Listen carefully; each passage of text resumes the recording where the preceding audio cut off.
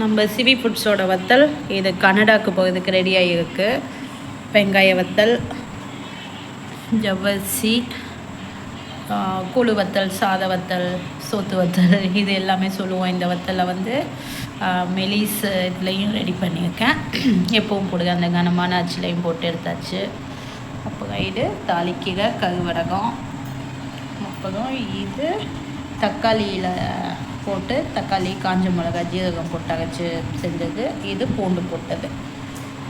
இதெல்லாம் வத்தல்லாம் இப்போ இன்றைக்கி ரெடி பண்ணிட்டேன். நாளைக்கு வந்து அவங்களுக்கு சாட்டர்டே ஃப்ளைட்டு, அதனால் எல்லாத்தையும் வந்து ஃப்ரைடே மார்னிங்குள்ளே கொடுக்கணும். இன்றைக்கி வத்தல்லாம் ரெடி. நாளைக்கு குழம்பு மிளகாத்தூள், வெறும் மிளகாத்தூள், மல்லித்தூள், சாம்பார் தூள், மஞ்சள், பிரியாணி மசாலா, இதெல்லாம் நாளைக்கு ரெடி பண்ணணும். இன்றைக்கி இதை இப்போ ரெடி பண்ணியாச்சு. இதை நல்லா பேக்கிங் பண்ணி வச்சுக்கலாம். இதில் இன்னும் கொஞ்சம் விளக்கெண்ணெய் ஊற்றணும். ரொம்ப இது பண்ணிட்டா பேக்கெட் எதுவும் லீக் ஆகிடுச்சுன்னா இதாகிடும்.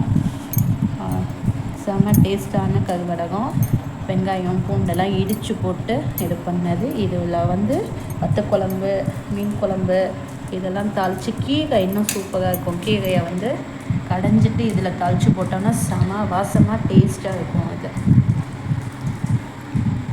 எல்லாமே நம்ம சிவி ஃபுட்ஸ் ஹோம்மேடில் ரெடி பண்ணது.